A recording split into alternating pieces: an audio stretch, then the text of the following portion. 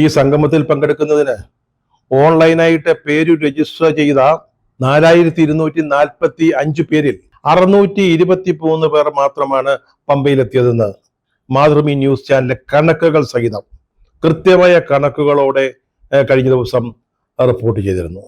അപ്പോൾ ഈ 4245 ആളുകള് അവര് സോമനസാലയെ ഓൺലൈനിൽ ബുക്ക് ചെയ്തവരാ. അങ്ങനെ ചെയ്തത് എന്തിനാ? ഈ സംഗമത്തിൽ വന്ന് സംബന്ധിക്കാൻ വേണ്ടിയാ.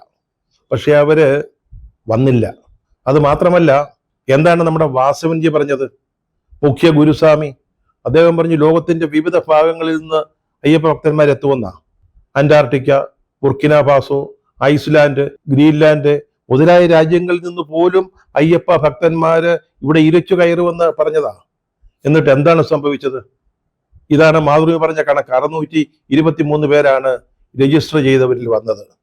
ഉദ്ഘാടന സമ്മേളനത്തിലും മറ്റു പിന്നെ 3 ചർച്ചാ സെഷനുകളിലും ദേവസ്വം ബോർഡിന്റെ ഉദ്യോഗസ്ഥന്മാരെയും പാർട്ടി പ്രവർത്തകരെയൊക്കെ കയറ്റിയിരുത്തി അത്യാവശ്യം സദസ്സിനെ തികയ്ക്കേണ്ടി വന്നു.